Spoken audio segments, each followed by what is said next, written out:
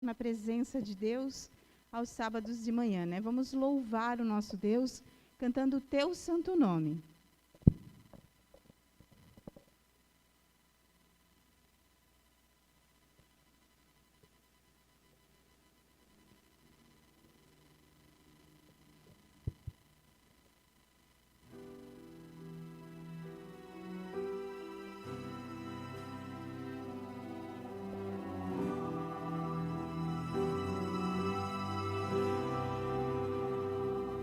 Todo ser que vive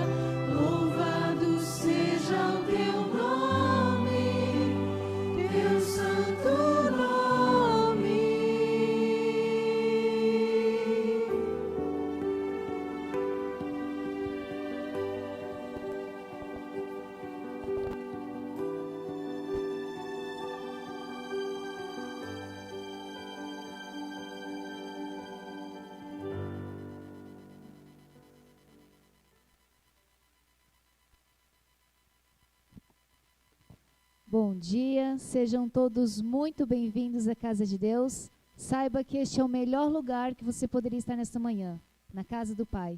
Boas-vindas também a você que nos acompanha através do nosso canal do YouTube, seja onde você estiver, na sua casa, seja muito bem-vindo à nossa programação. Hoje é sábado, o Dia Mundial da Alegria. E nos dias que estamos vivendo, dias incertos, de insegurança, o sábado é um deleite, um conforto ao nosso coração. E falando em sábado, em esperança, eu convido você a cantar as estrofes do hino Um Dia de Esperança, do CD Jovem 2010.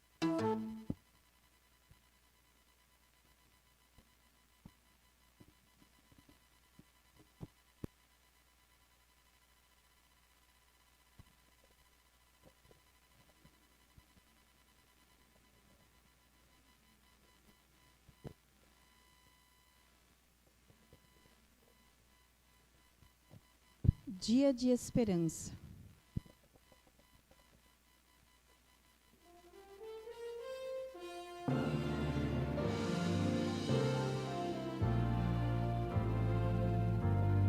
Deus nos deu um dia da semana para pensarmos no que Ele fez, separado,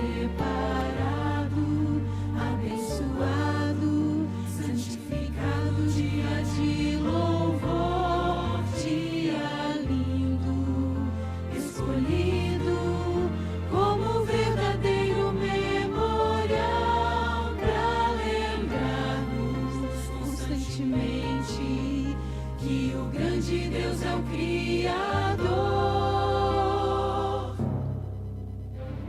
O sábado é um dia de esperança, de lembrança, de descanso pleno do labor. É dia de esperança, de aliança entre o povo e o seu Senhor. É dia de alegria, de harmonia, é dia de canção e poesia, tempo abençoado, santo dia do Senhor.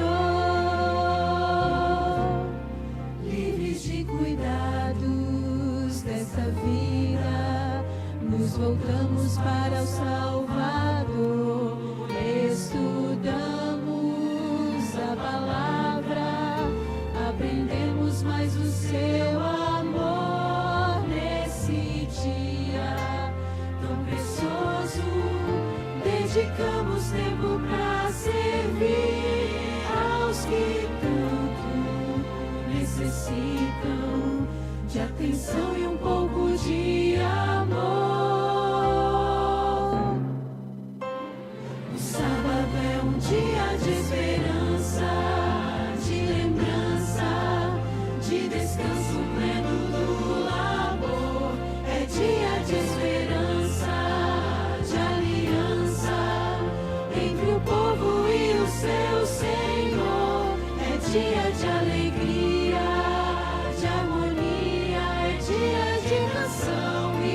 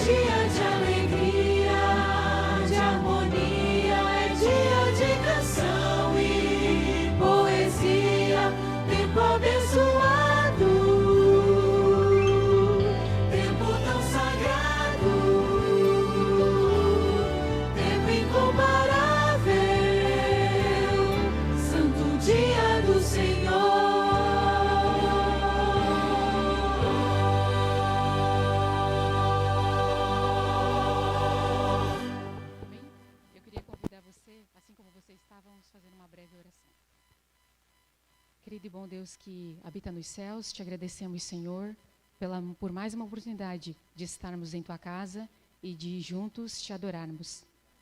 Que o Senhor possa, Pai, com o teu Espírito, nos encher, que o Senhor possa também nos abençoar, a nós que estamos aqui, aos que ainda virão e aos que nos assistem também, Senhor. Que a tua presença seja sentida e que nós possamos ser cheios e batizados com o teu Espírito Santo. Abençoe tudo que será feito aqui, Senhor, embora não mereçamos, mas que nós o pedimos em nome de Jesus. Todas essas coisas, Senhor, nós pedimos e agradecemos por Jesus. Amém.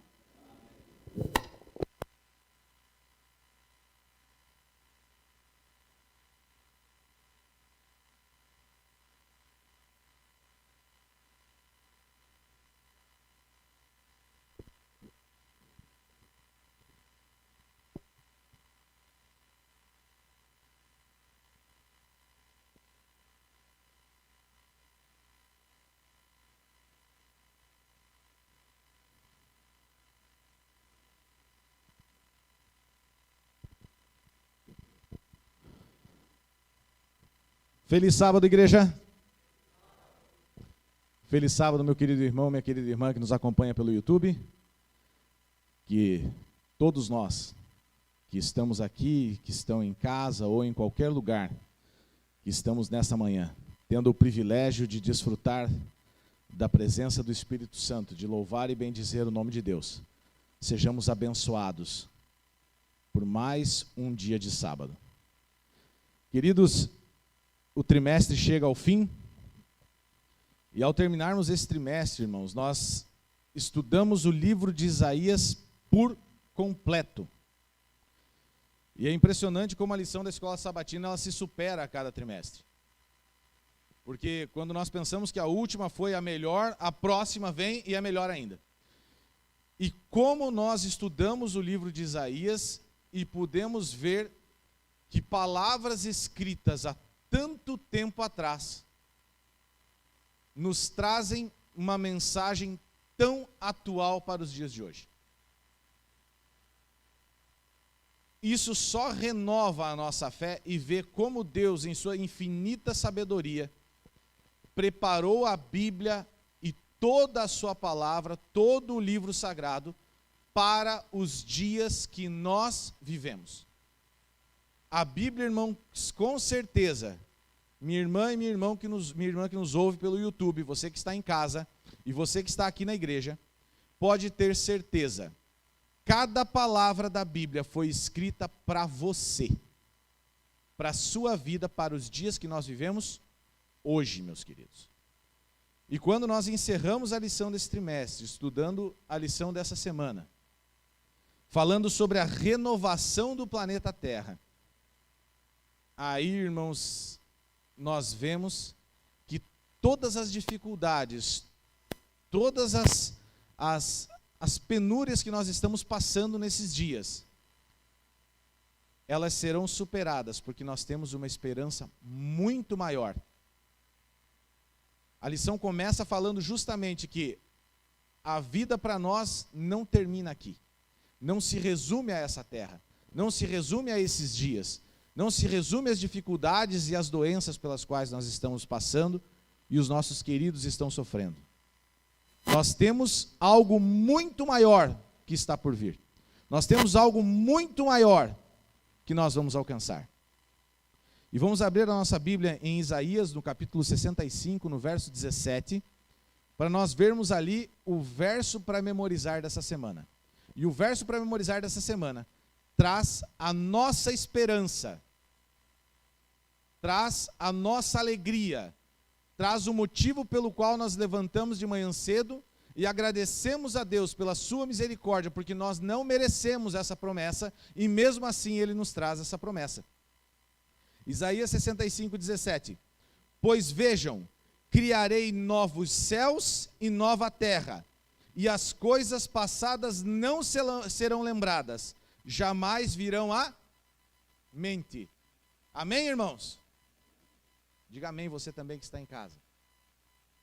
Porque essa é a promessa. Novos céus e nova terra. E as coisas passadas já não virão à mente. Sabe por quê, irmãos? Não é porque nós iremos esquecer. Não é porque a nossa mente será apagada, a nossa memória será apagada. Não. É porque são coisas tão boas, tão maravilhosas que nós viveremos no céu, que nós não vamos lembrar do que passou aqui. Nós não vamos perder tempo lembrando das tristezas, lembrando dos sofrimentos. Quando você tem uma coisa muito boa acontecendo na tua vida, você não lembra do que passou. Você não lembra das dificuldades de ontem. Porque você está concentrado nas bênçãos de hoje. E o céu será assim, meus queridos. Lá no céu você não vai lembrar das doenças. Você não vai lembrar das dores. As suas lágrimas serão enxugadas. É isso que a lição dessa semana nos lembra, irmãos. Que não importam as dificuldades que nós estamos passando aqui, nós temos algo muito melhor por vir. Muito maior. E a lição de domingo fala sobre uma promessa. Em Isaías 65, do verso 17 até o verso 25. E uma promessa tão linda, irmãos, tão maravilhosa, tão bonita, falando que Deus vai criar novos céus e nova terra, que nós não lembraremos das coisas passadas, que você vai plantar e você mesmo vai colher, que você vai construir a casa e você mesmo vai morar. E termina falando que o leão passará junto com o cordeiro, comerá palha como o boi. Mas tem um problema nessa promessa. O verso também fala, o texto também fala, que não haverá bebê que viverá poucos dias, e nem homem velho, homem idoso, que morrerá cedo, porque morrer aos 100 anos será morrer ainda jovem. E ainda diz que os pecadores serão amaldiçoados somente aos 100 anos. E aí nós temos um problema. Porque no novo céu e na nova terra, no céu, na nova Jerusalém, haverá morte? Não. Haverá pecado? Então, o que aconteceu com essa promessa? Irmãos, Deus é tão maravilhoso, mas Ele é tão maravilhoso, que Ele estava dizendo para Israel: se vocês forem fiéis, eu vou antecipar um pouco das maravilhas do céu aqui em Jerusalém para vocês. Se vocês cumprirem a aliança, se vocês cumprirem o pacto, eu vou antecipar. O que teria lá no céu, eu vou trazer aqui para vocês já. E vocês não viverão eternamente, porque o pecado ainda estará entre vocês. Mas mesmo aqueles que pecarem serão amaldiçoados só aos 100 anos. Porque vocês serão sinceros, irão ter arrependimento, e eu vou perdoá-los. E era isso que estava acontecendo, e era isso que Isaías estava colocando ali naquele livro, irmãos. E quando Isaías, então, apresenta isso para o povo, ele está falando de uma promessa que se realizaria já naquele tempo. Mas o povo foi fiel? Israel foi fiel? Não foi. Se Israel tivesse sido fiel, essa promessa se realizaria lá no povo de Israel. E é isso que a lição de domingo traz. Como Israel não foi fiel, aí então Deus resgata essa mesma promessa, dizendo: olha, essa promessa não se realizou em Israel porque ele não foi fiel, mas o Israel moderno, a igreja remanescente, aqueles que forem fiéis, quando eu voltar, buscar os escolhidos, essa promessa se realizará por completo no céu, na nova terra. Amém? Que maravilha, irmãos. Então tudo aquilo que Deus prometeu para Israel, que já era maravilhoso, vai se realizar na sua plenitude e ainda mais, porque a essa promessa nós acrescentamos a vida eterna, lá em Apocalipse 21. Pedro também resgata essa promessa, trazendo para a nova terra, para o céu, onde nós iremos habitar, e depois será trazida para essa terra. Irmãos, vejam que maravilha. Mas o texto de Isaías não termina no capítulo 65. Ele vai para o capítulo 66. E lá no capítulo 66, irmãos, traz algumas coisas que servem de aviso para nós, de alerta para nós. Essas bênçãos que Deus derramaria sobre Israel, elas tinham um propósito, meus queridos. E durante a lição desse trimestre nós vimos que Deus abençoava o povo, mas isso tinha um propósito. Toda vez que Deus nos abençoa, irmãos, é isso que a lição nos ensina.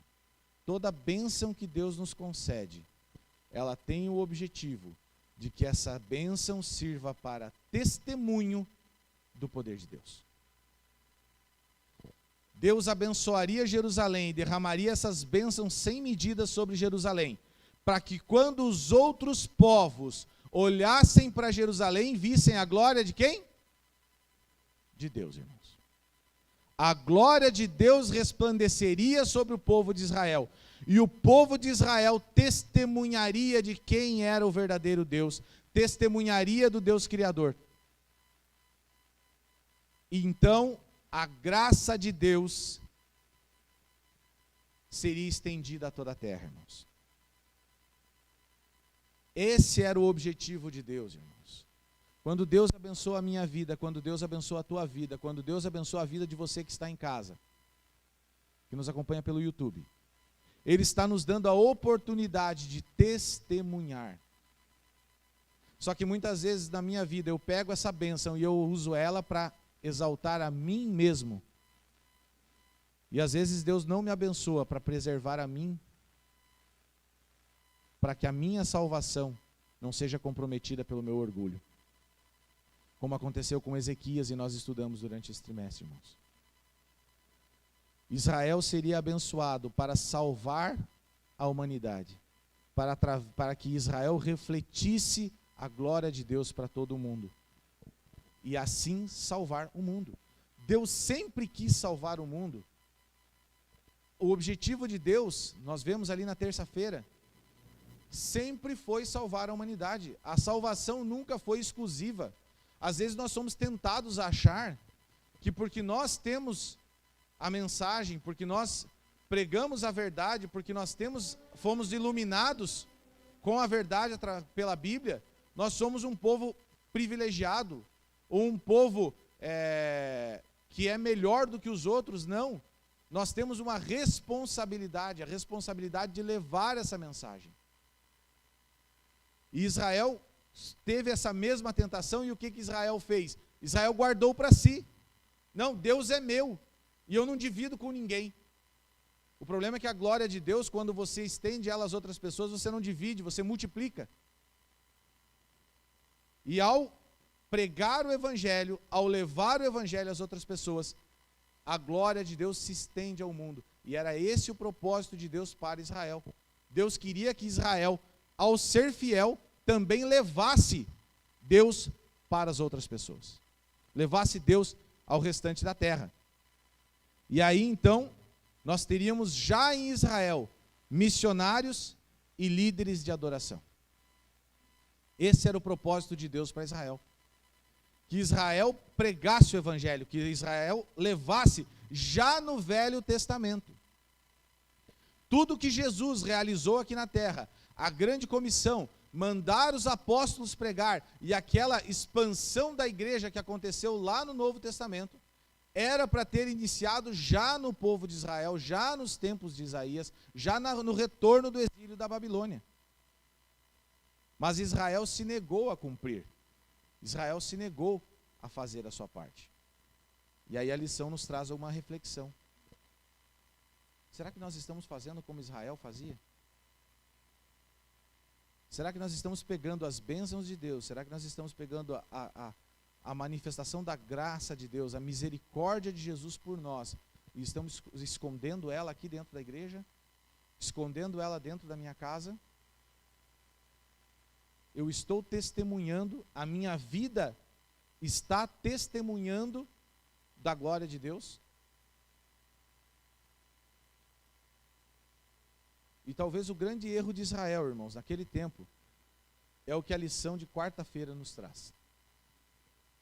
Nós esquecemos, irmãos, que para nós testemunharmos a misericórdia de Deus, o amor de Deus e a graça de Deus, a glória de Deus, nós precisamos fazer isso através da nossa vida diária. Não basta eu dizer que sou adventista. Não basta eu dizer que sou cristão. Não basta eu dizer que eu acredito em Jesus Cristo, se eu não vivo Jesus Cristo na minha vida. Se a minha vida não resplandece o amor de Deus. Esse é o grande segredo da vida cristã, de ser cristão. Foi isso que Israel não entendeu. E nós, hoje em dia, talvez estamos relutando em aceitar e entender. A vida que é tocada pelo amor de Deus, ela é transformada. E é por isso que a lição de quarta-feira ela traz o título Comunidade de Fé. É uma igreja que vive pela fé. É uma nação que vive pela fé.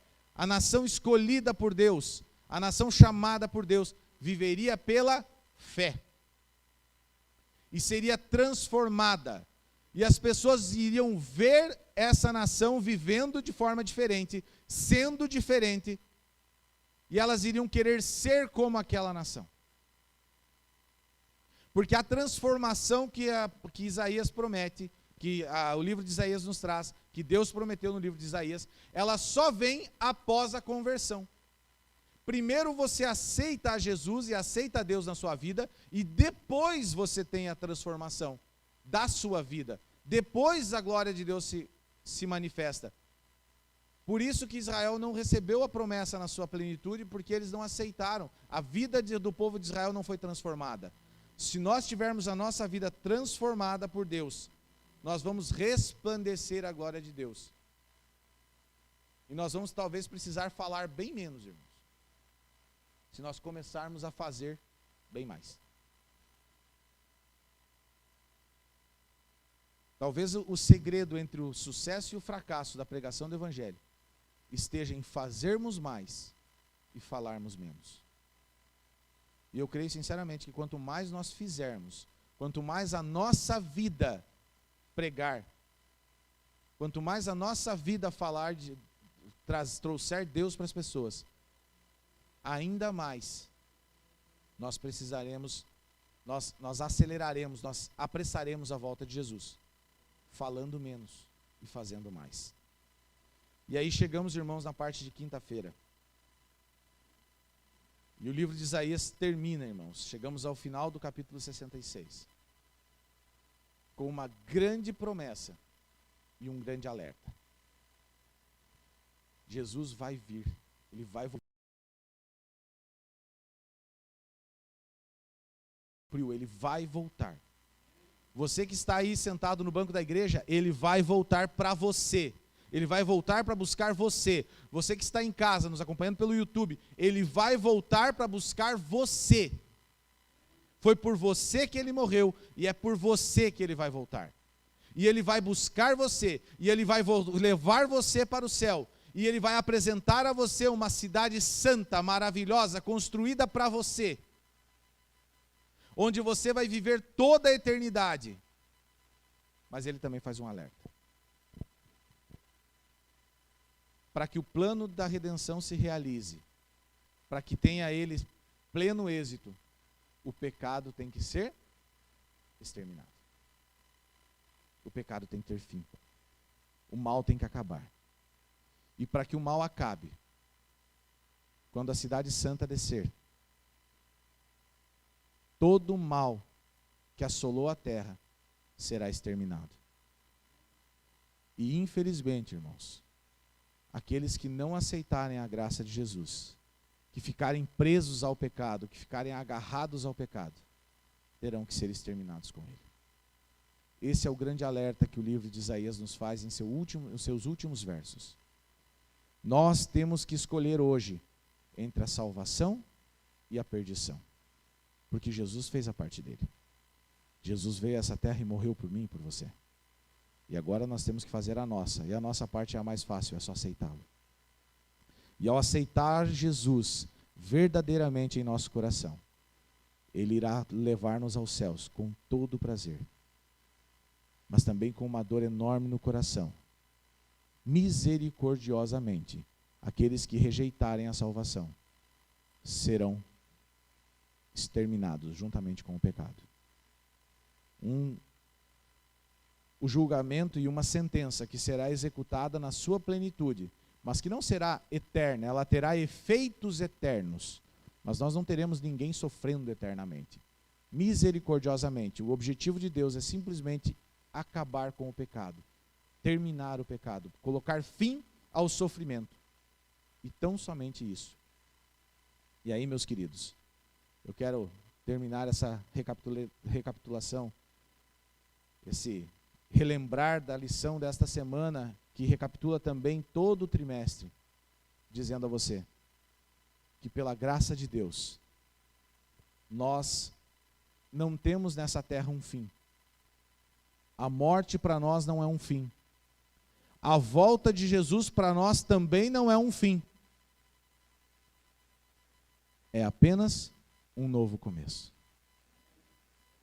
A grande maravilha dessa lição é que ela faz a gente lembrar que Jesus está ansioso, mas muito ansioso, porque para ele isso não é o fim. Ele precisa que isso termine, que essa vida pecaminosa, que esse mundo perverso acabe, para que ele enfim, para que Jesus enfim possa começar a realizar o plano que ele realmente tem para você e para mim. É esse o grande privilégio que nós temos, de estarmos a cada dia mais próximos do grande recomeço da história da humanidade, pela graça e pelo amor de Jesus Cristo. Vamos ficar em pé e vamos curvar a nossa fronte e vamos orar.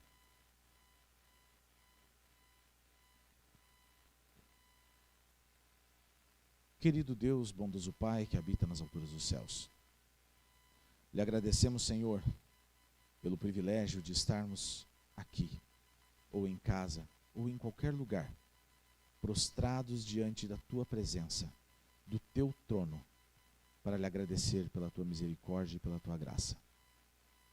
E rogar também, Pai, para que esteja com todos aqueles que estão necessitando do Teu poder, da Tua mão poderosa, para resolver qualquer problema, principalmente as enfermidades que nos assolam neste momento. Esteja com cada filho Teu, onde quer que eles estejam, que eles possam ser tocados por Ti. Em nome de Jesus. Amém.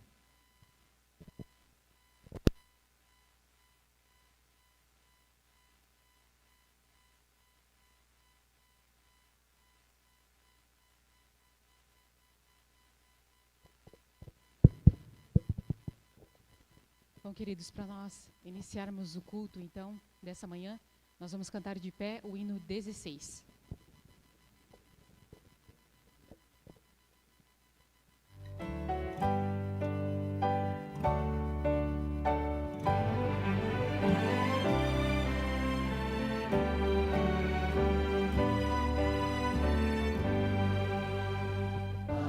Deus, demos glória com grande fervor, seu Filho bendito por nós todos deu. A graça concede ao mais vil pecador, abrindo-lhe a porta de entrada nos céus. Exultai, vinde todos louvar a Jesus Salvador, a Jesus Redentor. A Deus demos glória, porquanto do céu seu Filho bendito por nós todos deu. Graça real foi assim que Jesus, correndo seu sangue por nós derramou. Herança nos céus com os santos em luz, comprou-nos Jesus, pois o preço pagou. Exultai, exultai, vinde todos louvar a Jesus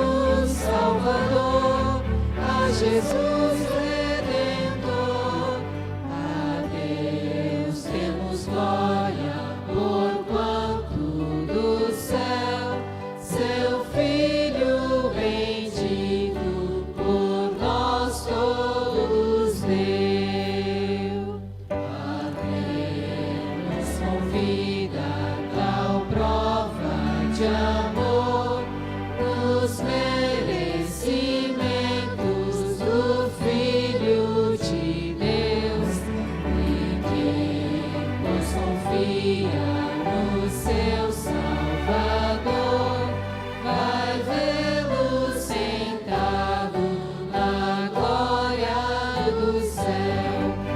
Exultai, exultai, vinde todos louvar a Jesus Salvador, a Jesus Redentor. A Deus demos glória, porquanto do céu seu Filho bendito por nós todos deu.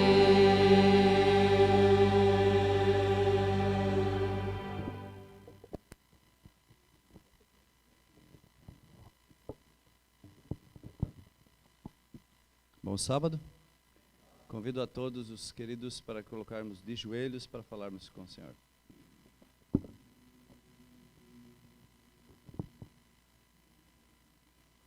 Nosso Deus, nosso Pai de amor, agradecemos a Ti pelo dom da vida, agradecemos por esse sábado que nós podemos estar aqui na Tua casa para adorar o Teu nome. Muito obrigado, Senhor Deus, porque o Senhor tem protegido cada um de nós. Nós estamos aqui e estamos ajoelhados, ó Pai, e clamando que o Senhor aceite a nossa adoração, o nosso louvor, os nossos dízimos, nossas ofertas, e que essa igreja seja abençoada durante toda essa Semana Santa que estamos começando no dia de hoje. Também pedimos que o Senhor abençoe o pregador, Pastor Ronaldo, que seja iluminado pelo Teu Santo Espírito a trazer a mensagem que o Teu povo precisa. Nós pedimos isso, nós agradecemos por tudo e oramos no doce nome de Jesus. Amém. Nós temos muitos motivos para agradecer a Deus, é ou não é? Nós não estamos como gostaríamos em relação ao nosso país, à nossa cidade, à nossa igreja, com poucas pessoas assistindo. Certamente que o dia de hoje a gente estaria com a nossa igreja aqui bem lotada. Mas estamos felizes porque também podemos acompanhar a partir de casa e queremos também saudar os nossos queridos irmãos que estão assistindo pelo YouTube. Nosso motivo de gratidão a Deus, e você sabe, quando a gente olha um pouquinho só das notícias, a gente percebe quanto Deus tem protegido e a gente precisa continuar ainda fazendo a nossa parte. Mas se você tem motivo para agradecer a Deus, nós gostaríamos de convidá-lo para que nesse próximo momento você faça isso através dos dízimos e ofertas. É um tipo de adoração a Deus. E é dessa forma que nós podemos externar também e agradecer a Deus por tantas coisas que Ele tem feito a cada um de nós. Nesse momento nós teremos os nossos diáconos passando e você pode adorar a Deus dessa forma também. Nós, na sequência, teremos uma mensagem especial pelo irmão Sebastião e depois, Pastor Ronaldo Bertazzo, nosso presidente da Associação Norte Catarinense, estará começando a nossa Semana Santa. Que Deus possa usar a todos os participantes nesta manhã para honrar o nome de Deus, porque só Ele merece. Amém?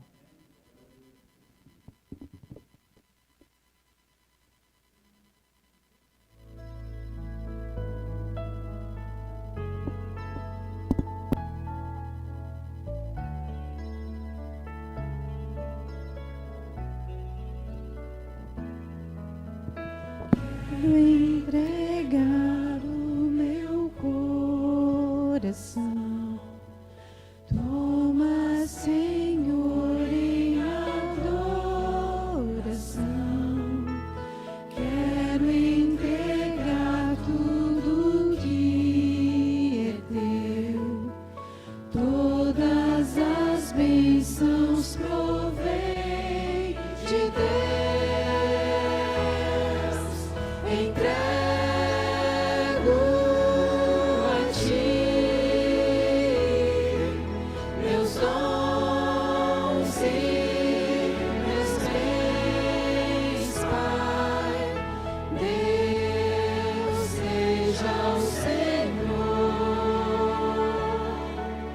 de tudo que tenho e sou.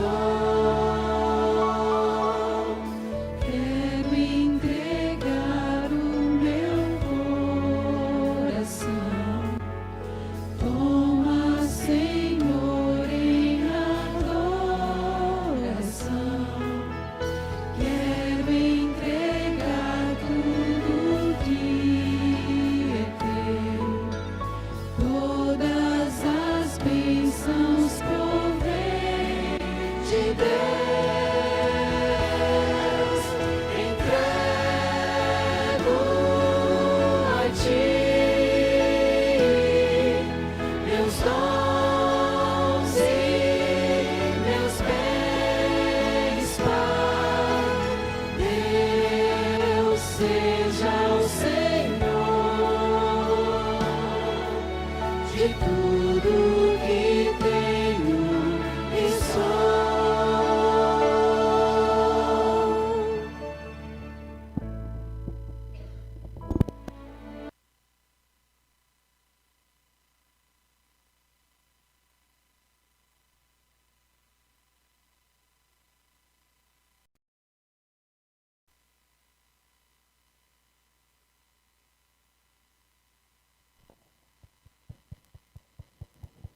O seu olhar. O seu olhar.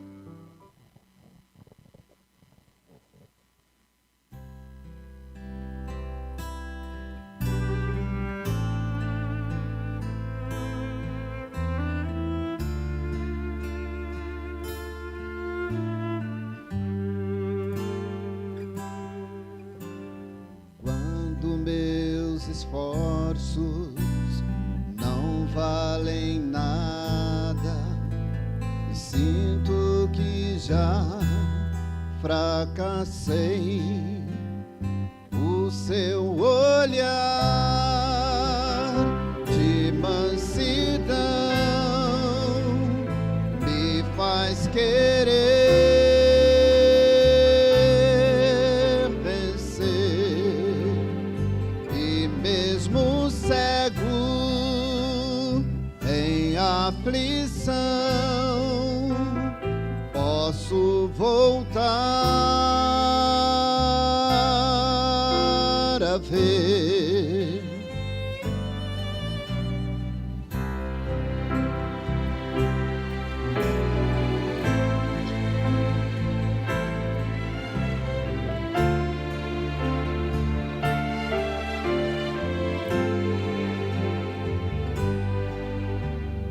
Quando a minha vida corre perigo e não existe mais solução, o seu olhar de mansidão me faz querer vencer, e mesmo cego em aflição posso voltar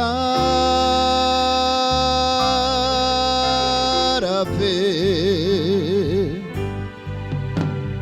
Quero então dizer e gritar bem alto pra quem quiser ouvir, saber que existe um Senhor, Ele cuida de mim, seu amor é maior que esse mundo atroz. Ele é Jesus.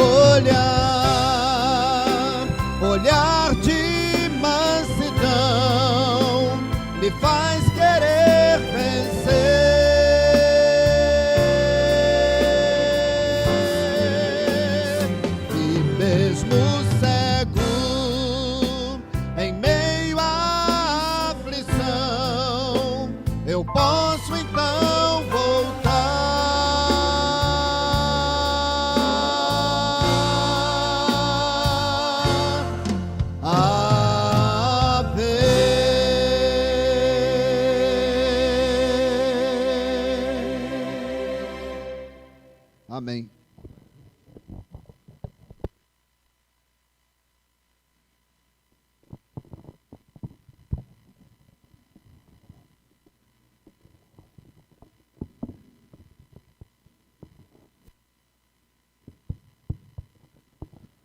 Bom dia, irmãos. Feliz sábado a vocês. Muito bom podermos estar aqui nessa manhã e a gente vai poder ter a oportunidade de juntos participarmos dessa semana especial, Semana Santa 2021. Claro que a gente gostaria de estar vivendo uma outra situação, mas infelizmente essa é a realidade que nós temos, então a gente vai ter que conviver com ela. E a nossa semana ela será um pouquinho diferente do que a gente tinha pensado ou planejado, né? Nós iremos ter a reunião presencial aqui hoje, como estamos tendo, depois amanhã à noite. Aí durante a semana nós vamos fazer via internet. E aí sexta-feira que vem e sábado a gente tem novamente o encontro presencial aqui na igreja. E aí fechamos a nossa semana. Lembrando que a Semana Santa é uma programação evangelística, então se a gente puder convidar os amigos, os vizinhos para poderem assistir, para poderem participar com a gente, porque o grande objetivo da Semana Santa é levar essa mensagem de esperança para aqueles que ainda não conhecem a Jesus. E eu sei que nós estamos tendo a nossa reunião sendo transmitida e eu quero então cumprimentar aqueles que estão nos assistindo pela internet, que onde você estiver, Deus possa estar com você aí, dando a você o conforto, a esperança e a certeza de que nós não estamos sozinhos aqui nesse mundo. Não é fácil a gente ficar na igreja de máscara, né? Mas eu vou ser solidário a vocês, hoje eu vou pregar de máscara também. Já que vocês têm que ficar de máscara aí, eu vou ficar de máscara também aqui durante a mensagem, tá bom? Você tem aí a Bíblia, abra em São Lucas capítulo 24, verso 38. São Lucas, capítulo 24, verso 38. Esse é o tema para a mensagem dessa manhã. Restaurados em Cristo Jesus é o tema geral da nossa Semana Santa. E eu quero começar essa Semana Santa trazendo a você uma mensagem que confirma a certeza para todos nós de que nós não estamos sozinhos nesse mundo. Mesmo diante de tantos problemas, mesmo diante de tantas dificuldades que a gente está enfrentando, Deus está conosco e Ele vem para nos ajudar, para que a gente possa ter forças e conseguir vencer tudo isso que a gente está passando e enfrentando. Lucas, capítulo 24, verso 38. Acharam o texto? Podemos ler? Diz assim: Ele, porém, lhes disse: Por que estáis perturbados? E por que sobem tais pensamentos aos vossos corações? Eu creio que você vai concordar comigo que a gente vive dias de muitas dúvidas, de muita preocupação e de muita ansiedade. E é claro que não tem como você não citar o coronavírus, que é a pandemia que nós estamos enfrentando, que o mundo está enfrentando. Eu estava dando uma olhadinha nas últimas estatísticas ali, já são quase 12 milhões e meio de pessoas infectadas no Brasil. 340 mil mortos. Então é de fato uma situação complicada, uma situação assustadora, e apesar da gente ouvir aí algumas notícias de que as vacinas estão chegando, mas elas estão chegando de maneira muito lenta, muito devagar, não tem como você não ficar com dúvida quanto à saúde, com dúvida quanto à economia, dúvida quanto se de fato a nossa vida vai voltar ao normal e como vai ser esse normal de novo, né? A gente fica preocupado, a gente fica ansioso com todas essas questões. E é óbvio que a gente fica também com medo de nós não termos a resposta do porquê. O medo de uma vida sem rumo, sem direção. E aí vem algumas perguntas, e uma delas, talvez a mais importante, e se as coisas piorarem? E se as coisas piorarem? Esses dias eu ouvi alguém fazendo uma reflexão, e esse alguém disse assim: você estaria preparado para continuar vivendo com mais 5, 6 anos de pandemia? Já pensou um negócio desse? E se as coisas piorarem? E eu tenho uma péssima notícia para você nessa manhã. Elas vão piorar. Porque Jesus disse que seria assim. E ele previu que nós teríamos piora com inquietações ecológicas, e a gente está vendo o mundo hoje girando muito em torno dessa questão de ecologia, né? E o Brasil é tremendamente criticado por isso, pela questão da Amazônia e tal. Ele disse que haveria perseguição mundial, e a gente percebe em várias partes do mundo perseguição se levantando contra cristãos, contra pessoas religiosas. Ele disse que haveria uma piora na questão de guerras, na questão de fome, e a gente percebe países hoje, países ricos, por exemplo, Estados Unidos, Espanha e outros países da Europa, com pessoas passando fome. Ele fala também que as coisas poderiam piorar em relação a pestes, e aí a gente vê o coronavírus ou a pandemia do Covid-19 assolando o mundo e complicando a situação do mundo e de todos os países. Só que, em meio a todas essas situações de piora, em meio a todas essas situações catastróficas, Jesus defende para nós que a gente ainda precisa continuar vivendo com coragem, com fé, com determinação, com confiança, com a certeza de que Ele está no controle de todas as coisas. Nós não estamos sozinhos nesse mundo. O texto para a mensagem dessa manhã mostra para nós como Jesus nos ajuda a vencer a dúvida e a incerteza. Como Ele nos ajuda a vencer dúvidas e incertezas. Se você der uma olhada no livro de Lucas, você vai perceber que o autor do livro de Lucas era um médico. Lucas era um médico. E ele escreveu o Evangelho de São Lucas, e ele dedicou o último capítulo do seu livro, o capítulo 24, exatamente para responder a nós a pergunta: como Cristo responde quando nós duvidamos? Quando nós estamos preocupados, sem perspectiva do futuro, quando nós estamos vivendo com dúvidas no nosso coração, como é que Cristo nos responde? O que Ele faz para nos ajudar? O capítulo 24 de Lucas mostra exatamente essas respostas.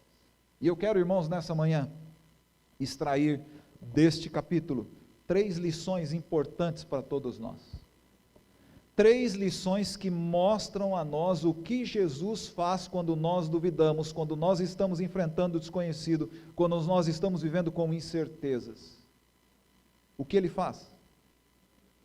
Quando nós enfrentamos o desconhecido, quando nós duvidamos, Ele nos leva a 2 realidades. A primeira realidade é uma caminhada. E a segunda realidade, Ele nos leva ao salão superior em Jerusalém. Está aí no capítulo 24 do Evangelho de Lucas.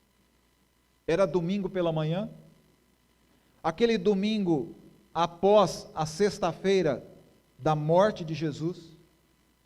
A Bíblia diz que os discípulos estavam reunidos ali naquele salão superior na cidade de Jerusalém, e interessante, eles não estavam ali reunidos para mudar o mundo, mas eles estavam ali reunidos querendo fugir do mundo.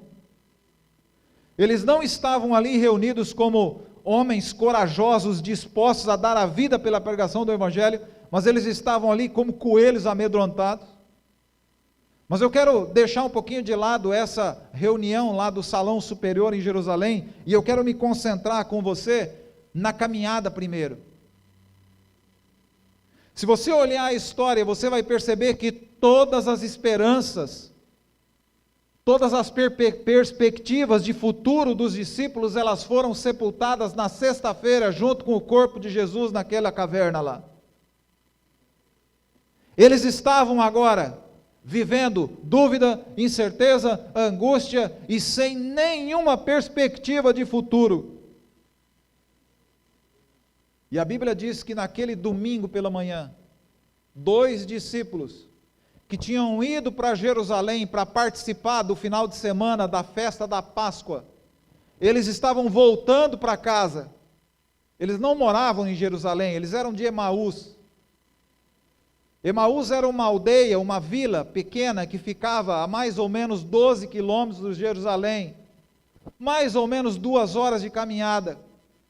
E naquele domingo de manhã, aqueles 2 discípulos, sem fé, sem esperança, com o temor sobre o futuro, eles voltavam para casa caminhando, eles estavam indo embora para casa, depois de terem participado dos eventos terríveis daquele final de semana que culminou com a morte de Cristo Jesus. E aqui está a primeira lição de como Jesus age quando nós duvidamos. Verso 12, dá uma olhadinha. São Lucas, capítulo 24, verso 15, desculpe. Lucas 24, verso 15. Indo eles falando entre si e fazendo perguntas um ao outro, olhem agora, o próprio Jesus se aproximou e ia com eles. Interessante, não? Quando nós estamos com dúvidas, quando os discípulos estavam com dúvidas, Cristo recusou-se a deixá-los a sós com as suas perguntas.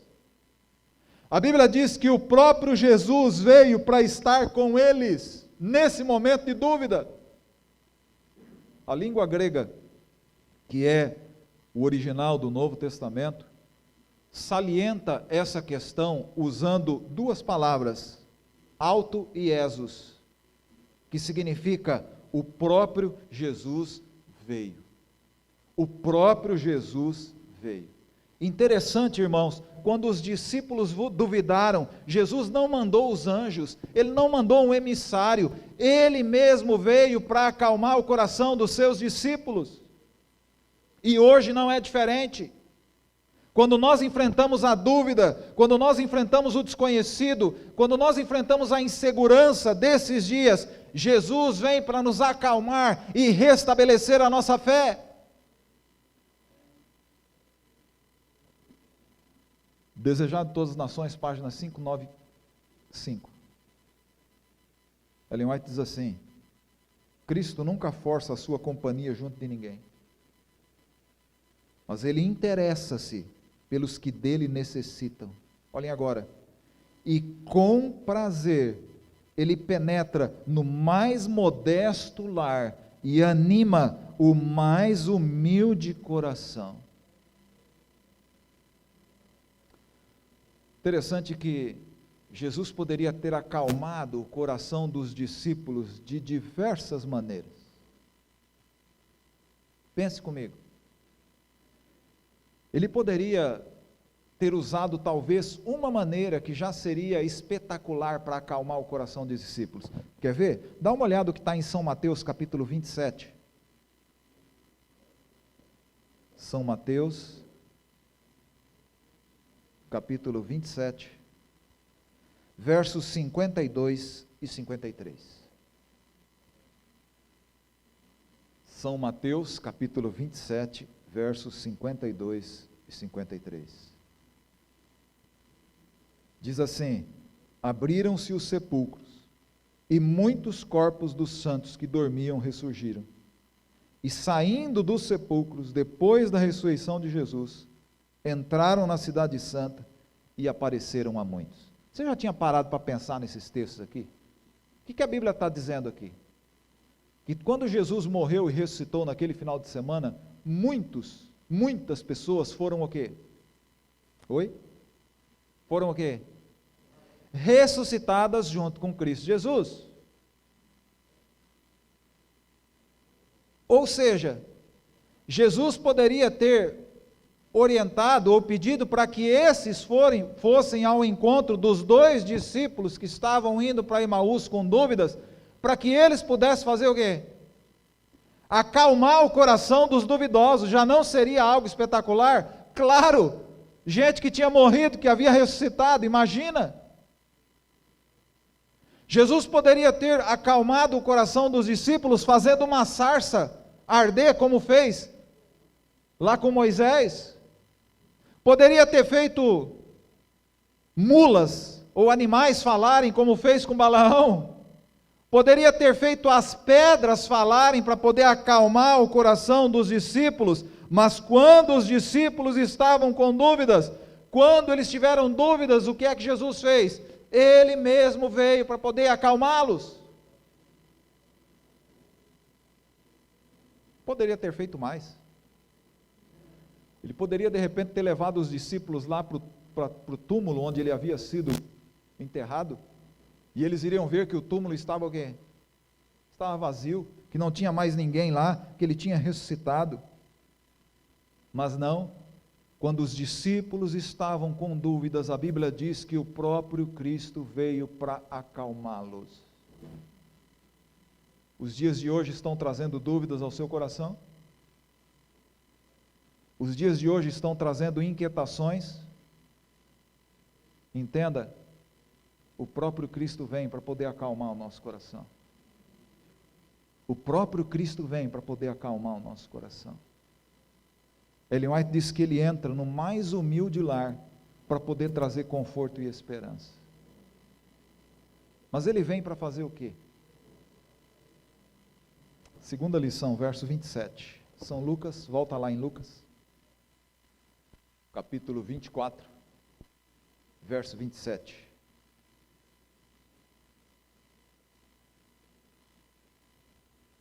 Lucas 24, verso 27.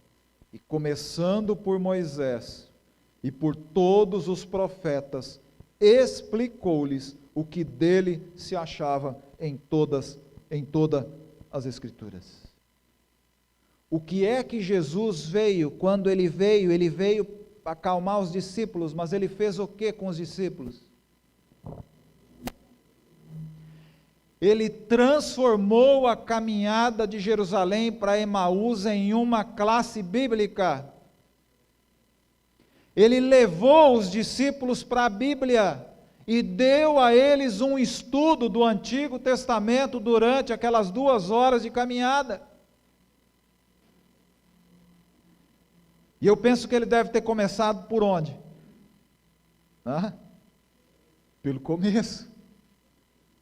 Eu imagino que Jesus deve ter começado com os discípulos, relembrando-os da criação do mundo, de como era o mundo com trevas, um vazio, e aí veio a luz, e aí a cada dia ele ia fazendo a criação das coisas, dos animais, das plantas, e quando ele terminava o dia, ele terminava dizendo o quê? Lembra? Oi, alô, vocês estão aí? Oi? Não, ainda não. Ficou bom. Ficou bom. Cada dia da semana, primeiro, segundo dia, terceiro dia, quarto dia, quinto dia, aí veio o 6º dia, ele criou quem no 6º dia? Oi? O homem e a mulher. E aí sim, no final do 6º dia, ele disse o quê? Agora ficou muito bom. Eu penso que Jesus deve ter relembrado os discípulos de que pouco tempo depois veio o pecado, a humanidade se corrompeu e Deus resolveu destruir o mundo através de um dilúvio. Mas junto com a notícia da destruição, Deus deu uma maneira de escape, pedindo para que Noé construísse um barco para que eles pudessem ser salvos. Eu imagino que ele deve ter, naquela caminhada, domingo de manhã, junto com os discípulos, ter falado para eles sobre como Deus tirou Israel do Egito de maneira miraculosa, falando a eles das pragas que caíram no Egito e assolaram o Egito, mas no acampamento dos israelitas não acontecia absolutamente nada. As rãs entravam nos palácios egípcios, mas não iam no território do povo de Israel. A água se transformou em sangue para os egípcios, mas para os israelitas a fonte de água deles continuava pura e cristalina. A morte passou matando todos os primogênitos dos egípcios, mas os primogênitos de Israel, todos eles foram poupados. Jesus deve ter lembrado aos discípulos de como ele abriu o Mar Vermelho para que aqueles quase 2 milhões de pessoas passassem em segurança. Deve ter relembrado a eles o maná que Deus mandava todos os dias para alimentá-los no deserto. deve ter lembrado eles daquela coluna de fogo que era mantida à noite para espantar os animais do deserto e para aquecê-los do frio do deserto, da nuvem que ele mantinha sobre o acampamento de Israel durante o dia, para que eles não fossem queimados com o sol escaldante do deserto. Jesus deve ter dado uma aula para eles de como as muralhas de Jericó, que humanamente eram intransponíveis, foram colocadas no chão com o toque de trombetas. Verso 27, e começando por Moisés e todos os profetas, Jesus explicou-lhes o que constava a respeito dele em todas as Escrituras. Só que percebam uma coisa aqui. O verso está dizendo que Jesus deu a eles uma aula de Antigo Testamento, mas a ênfase da aula qual que era? Não era a criação, não era as pragas, não eram as muralhas que caíram. Qual era a ênfase? Olha o texto aí. Qual era a ênfase? O que constava a respeito dele em todas o quê? A Escritura. Ou seja, a ênfase da aula dada para eles, era o fio de ouro que une a Bíblia do Gênesis ao Apocalipse. E quem é esse fio de ouro? Quem? Jesus. Essa foi a ênfase, porque ele é a marca d'água da Bíblia. Pega uma nota aí de real, coloca diante do sol e dá uma olhadinha, você vai ver que dentro tem o quê? Tem uma marca d'água ali que mostra que aquela cédula, ela é original, ou não é falsificada, né? Jesus é a marca d'água que está presente em todo o Antigo Testamento e em toda a Bíblia. Ele é o fio de ouro que une a Bíblia do Gênesis ao Apocalipse. E ao dar a sua aula sobre o Antigo Testamento para os 2 discípulos naquela manhã de domingo, ele enfatizou que Jesus era Noé salvando a humanidade. Jesus era Abraão, o pai de uma grande nação. Jesus era Isaac posto no altar por seu pai. Jesus era José vendido por um saco de prata. Era Moisés chamando os escravos à liberdade. Era Josué apontando a direção da terra prometida. Por isso que ele disse, começando por Moisés e todos os profetas, Jesus explicou-lhes o que constava a respeito dele em todas as Escrituras.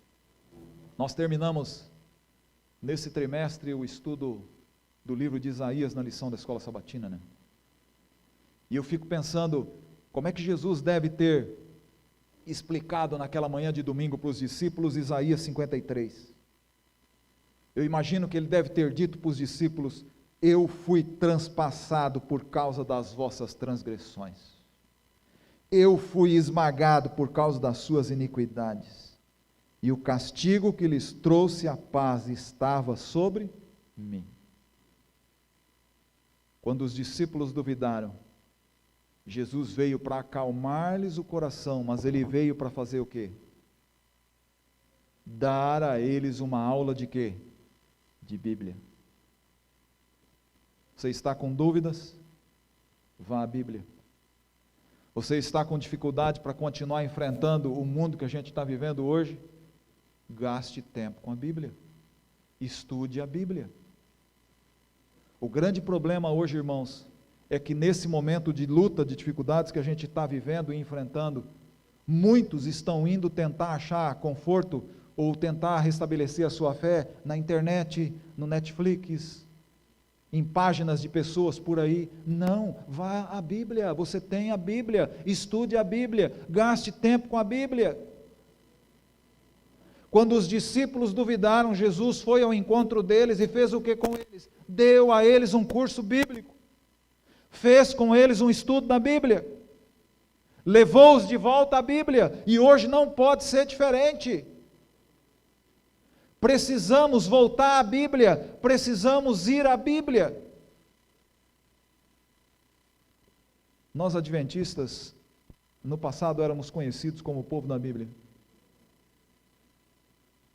porque normalmente o adventista tinha um bom conhecimento de Bíblia. Será que hoje continua sendo assim?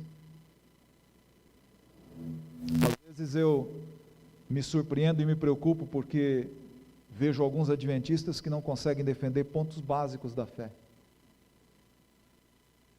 Se alguém lhe questiona sobre o sábado, ele fica sem saída e não consegue responder. Se alguém lhe questiona sobre questões de estilo de vida que envolvem alimentação e outras coisas mais, ele não consegue responder. Precisamos ir à Bíblia, precisamos gastar tempo com a Bíblia. Hoje, mais do que nunca, é tempo de nos voltarmos para a Bíblia e de estudarmos a Bíblia. Existe uma citação de Ellen White que eu gosto bastante, e eu já falei talvez até aqui na igreja, mas eu vou repetir. Ela diz assim: todo dia que passou sem que Cristo não teve permissão para entrar na alma, esse foi um dia o quê? Perdido.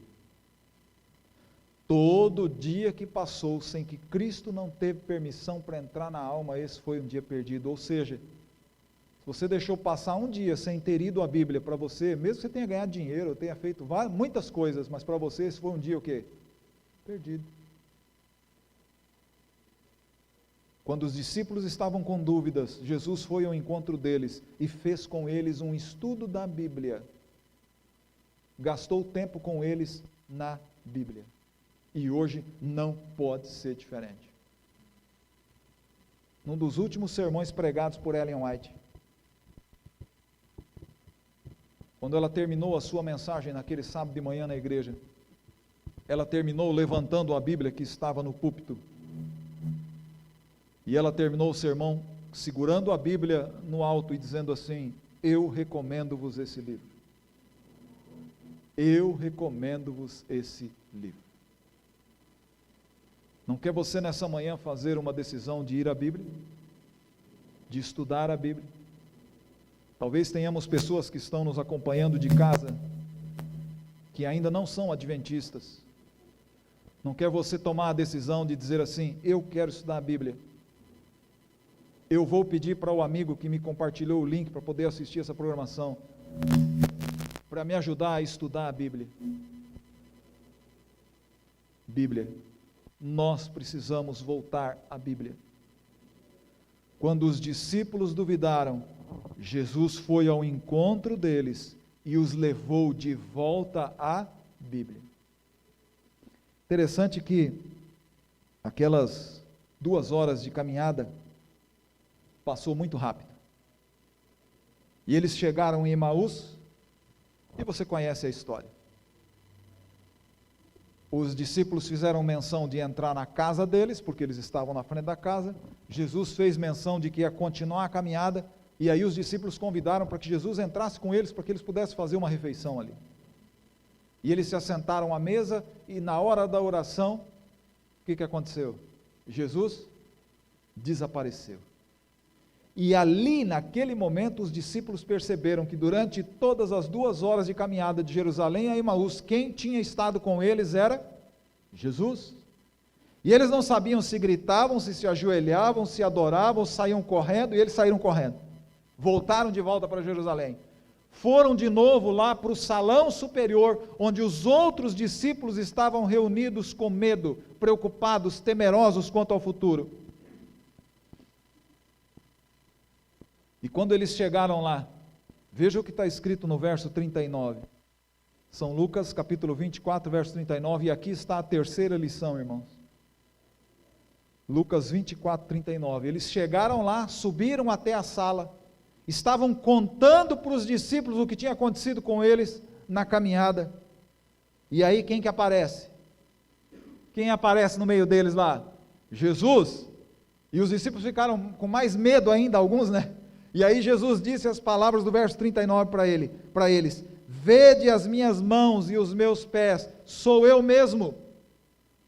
Apalpai-me e vede, um espírito não tem carne nem ossos, como vedes que eu tenho.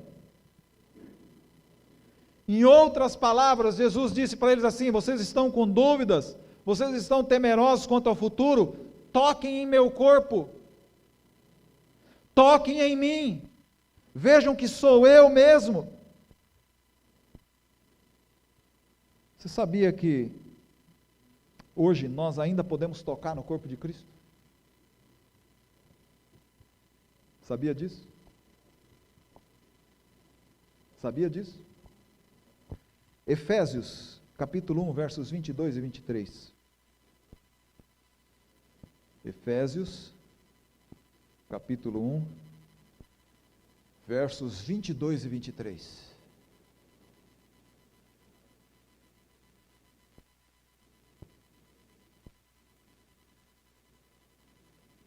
Lá no Novo Testamento, depois do livro de Gálatas, você tem Efésios. Acharam? Os que estão em casa acharam o texto? Importante que você acompanhe na sua Bíblia o texto. Podemos ler? Diz assim: e sujeitou todas as coisas debaixo dos seus pés, e sobre todas as coisas o constituiu como cabeça da igreja. Olhem agora, que é o quê? Oi, alô, que é o quê? O seu corpo, a plenitude daquele que enche tudo em todos. Percebem que mensagem importante está aqui no livro de Efésios e nesses versos que a gente acabou de ler? Quando a dúvida vem, quando o medo vem, nós precisamos tocar o corpo de Cristo, porque foi exatamente isso que Jesus fez com os discípulos lá naquele andar superior que estavam com dúvidas. Ele disse assim: toquem em mim. E como é que a gente pode tocar o corpo de Cristo hoje? Vindo à igreja. Estando na igreja para adorar a Deus. Quando nós estamos na igreja como estamos hoje, nós estamos tocando o corpo de Cristo. Ele não distribui o conhecimento apenas para uma pessoa. Quando nós nos reunimos como a família de Deus aqui nessa terra, aqui na igreja, Ele distribui coragem pela comunidade. Toque o meu corpo. Deixa eu falar uma coisa para vocês, nós estamos vivendo um momento complicado, né? Interessante que quando você olha para as crises que o mundo enfrentou no passado, de pandemia e outras coisas mais, normalmente essas crises faziam o quê? Levavam as pessoas para onde? Para a igreja. As pessoas iam para a igreja para buscar esperança e conforto. O diabo hoje com o Covid-19 ele conseguiu fazer o inverso. E vocês estão vendo aí, é decreto sobre decreto, fecha, abre 25%, 30%, 50%, não pode mais ir, igreja está fechada, não está fechada. Claro que a gente tem que tomar todos os cuidados. E é óbvio, está muito claro que um dos principais fatores de coronavírus é a aglomeração de pessoas. E não há nenhum problema, aqueles que estão em casa assistindo nessa manhã a nossa transmissão, talvez porque não quiseram vir à igreja em função do coronavírus, está tudo certo. Só que tem um detalhe aqui, irmãos. O coronavírus vai passar e infelizmente muitas pessoas não mais voltarão à igreja porque se acostumaram a ficar onde? Aí nós temos um problema. Aí nós temos um problema. Porque quando os discípulos duvidaram, Jesus disse assim: toquem no meu corpo. Hoje o corpo de Cristo é a sua igreja. E quando nós estamos aqui na igreja, quando a gente vem aqui na igreja, participamos dos momentos de adoração a Deus, nós estamos tocando no corpo de Cristo. A igreja é e continuará sendo fundamental na vida do cristão. Hebreus capítulo 10, verso 25. Lembra do texto? Paulo dá um conselho aos hebreus que é muito próprio para os dias de hoje. Ele diz assim: não abandoneis a vossa congregação, como é o costume de alguns. Mas não parou aí. E ele diz assim: quanto mais a gente se aproxima do quê? Daquele dia, aí mais a gente deve estar na igreja, ouvir a igreja. Quando os discípulos duvidaram, Jesus foi até eles, deu a eles uma aula de Bíblia e disse assim: toquem no meu corpo. Toquem no meu corpo. Você conhece o restante dessa história?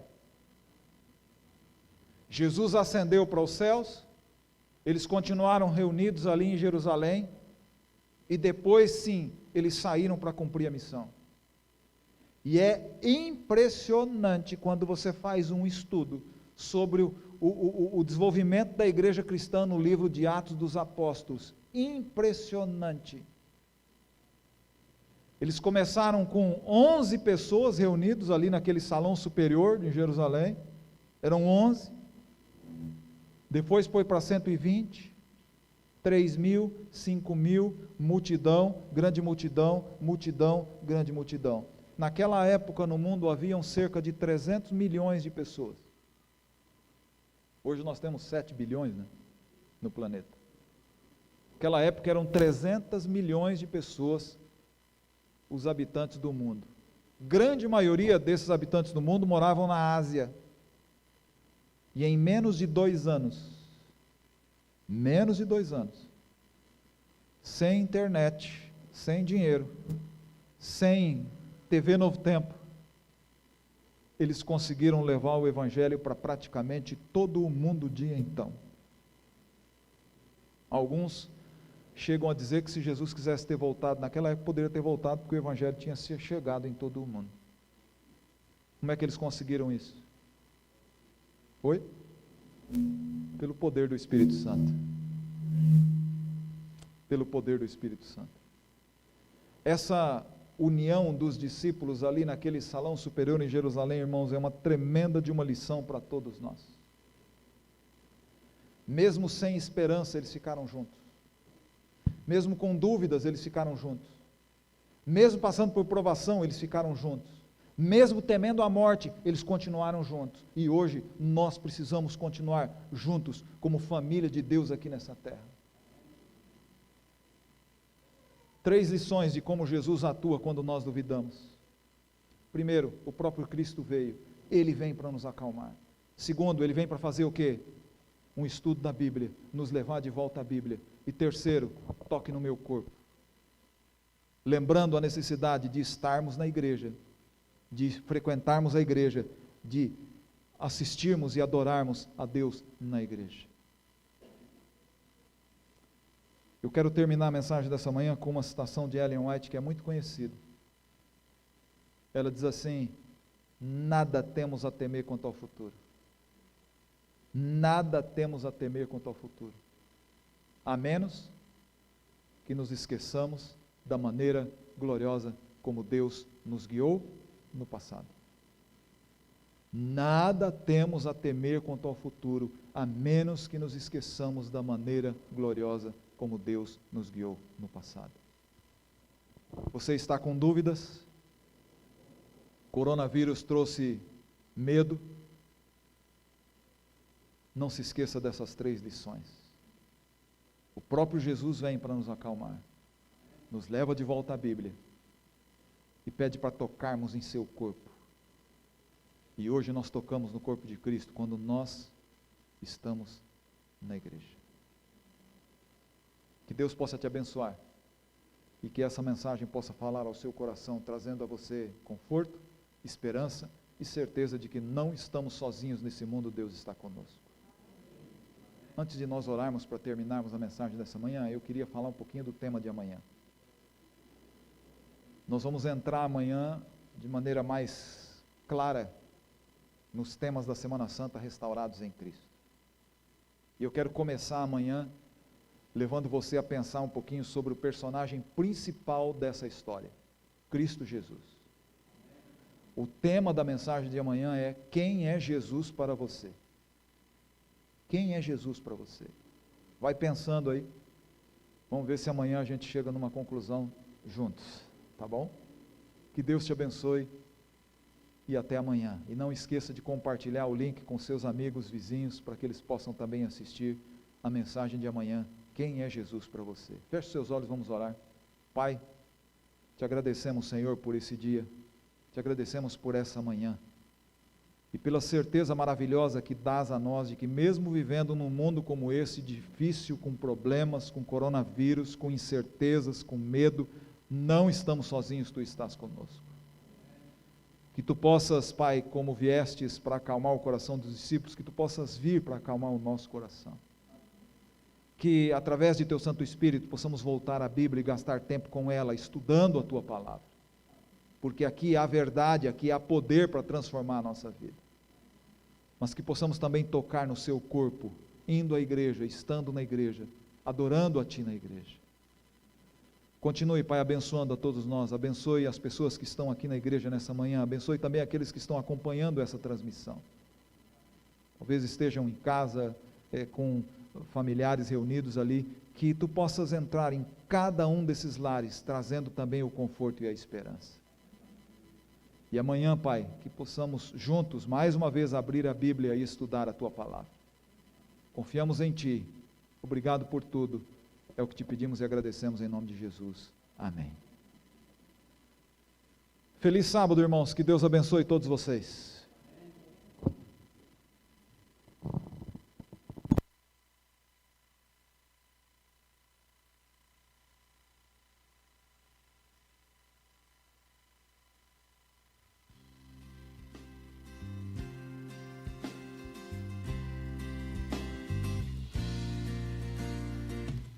Senhor, em mim habitar, pois quero ser templo teu. Quando eu sair deste lugar, que Jesus permaneça em mim. Permaneça em mim. Permaneça.